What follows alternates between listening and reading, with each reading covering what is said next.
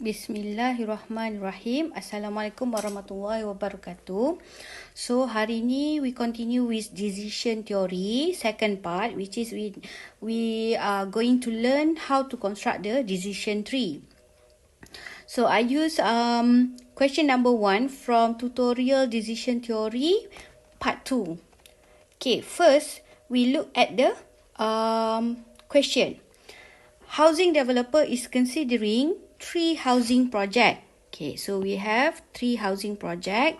Anggrek, Mawar and Dahlia. Developer has to decide which housing project to launch. Okay, so automatic this is our decision. Final decision, we need to choose which housing project to be launched. Okay, profit from each project depends on the demand for the houses. The payoff in million ringgit from each project under high demand and low demand are given below. So we have another information, high demand and also low demand. That means that one represent our state of nature. Developer estimate that there is 50-50 chance of a high demand. Okay, so automatic this information represent our probability of sun. High demand is 50% and for low demand also 50%. Okay, and then the fee of 15,000 and economists can be engaged to give an economic outlook. So we have another decision, second decision for engaging with economic outlook with a fees of 15,000. Okay, so this is our second decision. Okay, and then economists claim that from past studies, the probability of high demand for houses given good economy is 0.8. So we have another probability value for high demand given good economy is 0.8. And then probability of low demand given poor economy is 0.9. Okay, meaning that if you engage with the economic outlook, so there will be another probability based on the result from the economic outlooks. Okay, and then the probability of good economic is 0.7. Okay, good economic means result from the economic outlook. So the second complement for good economic is poor economic. So result from the economic outlooks either good economic or poor economic. Use decision tree to determine the best strategy for the developer. Okay, now first kita keluarkan all the important information from the question. Okay, first we have alternative kan. So this is our alternative. Okay, alternative. And then this is our sun. Kita dah mention tadi kan, in terms of high demand and low demand is our sun. And also we have the probability of sun. Okay, P sun, probability of sun. And we have information of 15,000. So this is a cost if we would like to engage with the economic outlook. And we have another information for the probability. So this one we call it as a posterior probability. Okay, posterior probability. And notation dia P sun given R. Maknanya probability of state of nature given result. Okay, so result tadi either good economic or poor economic. And another one we have probability of result. Okay, kat sini probability result either good or poor. Okay, so kita senaraikan dulu information. Now, kita ada posterior probability. In this case, we have the information P, high demand, given good economic is 0.8. Okay, second posterior probability of low demand given poor economic is 0.9. So now our task is to find the complement for each probability. Sebab we have already know that the rule of thumb is for probability value equal to 1. So kita cari dia punya complement. Kalau tadi dia bagi high demand, so automatic complement dia mestilah low demand. Low demand given same result, which is good economic is 0.2. Second one, probability of high demand given poor economy is 0.1. And also we have probability value for result. For good is 0.7, automatic for poor is 0.3. Okay, now based on the information, now kita baru boleh start construct our decision tree. Okay, in decision tree we have two types of node. The first one is square node. Square node represent the decision node. Okay, decision node ataupun alternative node. And then the second one is circle node. Circle node is for sun node. Okay, sun node, and then we have the probability value. Okay, so bila ada probability value, automatic we are using circle node. For decision ataupun kita nak buat kita punya comparison choice ataupun comparison between alternative, we are using square node. Okay, now kita akan start construct our decision tree. Okay, so for decision tree, okay, saya letak sini decision tree. Okay, decision tree, since at the end of the process, we would like to come up with the final decision. So, obviously kan, kita nak buat decision kan. So, kita akan start dengan decision node. Sebab at the end, kita nak buat final decision. Okay, now we have a decision either to engage with the economic outlook or not to engage with the economic outlook. Meaning that we have two branch. Okay, economic outlook or no economic outlook. Okay, now saya proceed with the economic outlook first. Okay, for economic outlook, we have two results, either good economic or poor economic. Since result, and then we have the probability value of result, we must use circle node. Okay, so we are using circle node, and then we have two more branch for good economic and also poor economic. Okay, and then from each result, we need to choose the best among the three housing project. So bila kita kata kita nak choose alternative, automatic we are using square node. So we have three alternative: anggrek, mawar, dahlia. So from each alternative we have two sun, either high demand or low demand. Okay, high demand, low demand, high demand and low demand. Okay, sama juga for second result, poor economic outlook. So we need to choose among the three possible alternative: anggrek, mawar and dahlia. And then from each alternative we have two sun, high demand and also low demand. Okay, high demand, low demand. Okay, next one, kita go to another branch with no economic outlook. Let's say the decision maker would not have interest to engage with the economic outlook. Okay, so now since kita tak ada apa-apa interest kat situ, we need to choose among the three types of housing project. So automatic we are using square node. Okay, square node. So we have three alternative: anggrek, mawar and also dahlia. From each alternative we have two sun. Okay, either high demand and low demand. High demand, low demand. Okay, now kita nak masukkan information. Okay, back to the information. Kita ada probability value, and then we have the cost value. So this is probability result, posterior probability and also prior probability.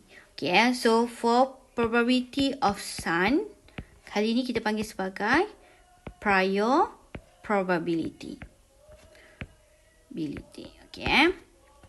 So now saya pergi dekat prior probability first, which is in this case 50% for high demand and another 50% for low demand. Okay, untuk prior probability kita masukkan dekat bahagian bawah. Okay, so gantikan, let's say saya ambil red lah. Okay, so kat sini 0.5, 0.5, 0.5 and 0.5. Okay, so kita masukkan dekat bahagian no economic outlook. This is for prior probability. Next one, kita nak masukkan posterior. Okay, posterior we have two types. Either good economic, and ini number 1, and second is under poor economic outlook. For good economic, high demand 0.8. Okay, so kita nak masukkan dalam tree diagram. Okay, this time let's say saya choose black. Okay, so kat sini 0.8, complement dia tadi 0.2, 0.8, 0.2. Okay, and then now kita move kepada result poor economic. Dia kata high demand 0.1 and low demand is 0.9. Okay, so high demand 0.1, 0.9, 0.1, 0.9, 0.1 and also 0.9. And then we have another probability value for result. Good result is 0.7 and for poor result is 0.3. Okay, so good result 0.7, for poor result is 0.3. Okay, so this is all the probability information. Okay, now at the end of your branch, you kena masukkan nilai pair off. Okay, kat sini dia mention our pair off value is in million ringgit. Okay, so besar juga tu nilai dia. Okay, million ringgit kan. Okay, let's say saya masukkan kat sini, dia kata okay, kita boleh letakkan siap-siap, which is kita kata kat sini is RM million. Okay, so saya just ambil dia punya nombor sahaja for pair off. So kat sini saya masukkan nilai 12, 7, 15, 6, 10 dengan 8. Okay, nilai ni akan berulang untuk setiap alternatif tadi kan. So 12, 7, 15, 6 million, 10 and 8. Sama juga dekat bahagian no economic outlook. Okay, so kita akan dapat 12, 7, 15, 6, 10 and 8. Okay, and we have another information regarding the fees. Fees kalau you nak conduct, you nak engage with the economic outlook, which is 15,000. Okay, so saya letak kat sini. Cost 15,000. Okay, kita masuk dekat economic outlook sebab since dia adalah nilai cost, nanti kita akan minus. Okay. How you analyze the decision tree? You will calculate EMV value. Okay, we are using EMV value in order to analyze the tree diagram. Okay, let's see. Kita dah calculate the EMV kan. So in this case kita dapat. Okay, and let's say lah saya letakkan untuk circle node tu numbering supaya mudahkan kita nak refer which node. So let's say saya letakkan this one number 1, number 2, 3, 4, 5, 6, 7, 8, 9, 10. So we have 10 nodes yang you akan letakkan nilai EMV. Okay, untuk dekat bahagian square node kita tak masukkan, hanya pada circle node. Okay, now untuk node EMV, you akan start daripada belakang dulu. Maknanya nilai yang ada pair of value tadi, bukan nombor 1 Maknanya kalau in this case we are start from node number 2. Okay, so we calculate the EMV. So 12 times 0.8 plus 7 times 0.2, EMV value dia akan dapat 11 million. Okay, so saya masukkan 11 million. Second one is 13.2 million, 9.6 million. And then for poor result pula, okay, 7.5 million, 6.9 million, and 8.2 million. Okay, for without economic outlook, the EMV for note 8 is 9.5 million. This one will be 10.5 million. And the last one is 9 million. Okay, so kita buat some refreshment. EMV. EMV ni expected monetary value. So how we conclude for EMV? Choose the highest EMV. So in this case, kita kena buat comparison based on dia punya branch tadi. Okay, let's say saya start with the no economic outlook. So we have to compare between EMV value for anggrek, which is 9.5, compare with mawar 10.5, and compare with dahlia is 9. So choose the highest EMV. So in this case, the highest EMV is 10.5. So dekat branch tu kita tick, kita tanda, meaning that kita choose that value EMV tu as our decision. So kita masukkan, kalau kotak awal ni besar, boleh masukkan dalam fill in the square note. Tapi kalau tak, boleh letak kat bahagian atas pun boleh. Acceptable. Okay, 10.5. Okay, and then kita move to economic outlook. Under result good economic outlook. Okay, so we have to compare between the EMV value. So in this case, the highest is 13.2. So kita kata 13.2. And for poor economic outlook, the highest is 8.2. 8.2. Okay, so kat sini, untuk note 1 ni, kita kena calculate EMV baru. Sebab kita ada good economic and poor economic. So, EMV for note 1 is 11.7. Okay, 11.7 million. Saya dapat daripada 13.2 times 0.7 plus 8.2 times 0.3. Okay, now, bear in mind, kita ada nilai cost. Pair of ni adalah nilai profit kan?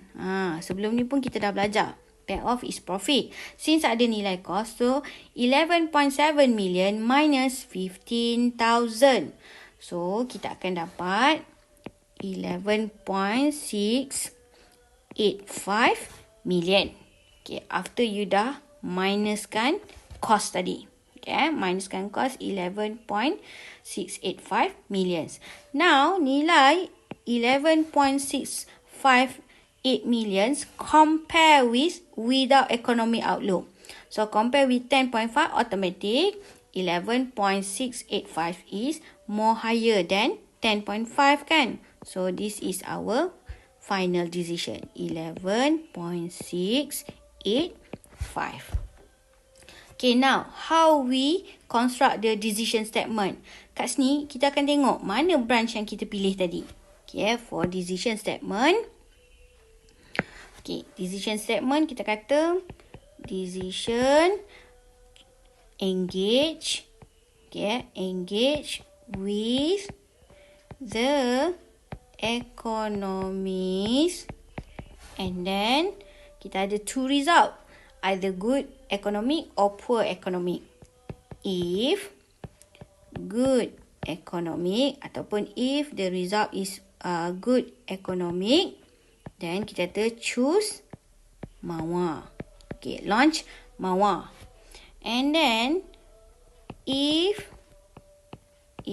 poor economic, then in this case choose dahlia. Okay, choose dahlia. Okay, and then since dalam case ni dia dah mention about the cost of engage with the economic outlook. Let's say kita nak tahu sebenarnya berapa maximum amount that we would like ataupun we can spend in order to engage with economic outlook. Okay, if you would like to know the maximum amount, so in this decision tree, we are using expected value sample information. Yes, dia punya explanation sama dengan EMV sebelum ni. EMV pula. EVPI, expected value perfect information. Untuk decision tree, we are using expected value sample information. So, nak tahu berapa nilai maksimum, kita akan ambil EMV for economic outlook dekat note 1, kita minuskan dengan EMV no economic outlook. Okay, so in this case 11.7 minus 10.5. Okay, bear in mind nilai dia adalah nilai million kan tadi. Okay, so kita akan dapat nilai dia sama dengan 11.7. So kita dapat 7 minus 5 is 2. So 11 minus 10 is 1. So maknanya RM million. So the maximum amount that you can allocate in order to engage with the economic outlook is 1.2 million. Okay, so the maximum amount to pay for economic outlook is RM 1.2 million. Okay? That's why kenapa kat sini our final decision we choose to engage with the economic outlook because nilai tadi tu within range ataupun dalam range kita 1.2 million sebab dia cuma charge kita 15,000. So maknanya ada lebihan lah kat situ kan. So automatic our decision is engage with the economic outlook. Okay, so sampai sini dulu. InsyaAllah kita jumpa pada next session ataupun next video. Okay, Assalamualaikum.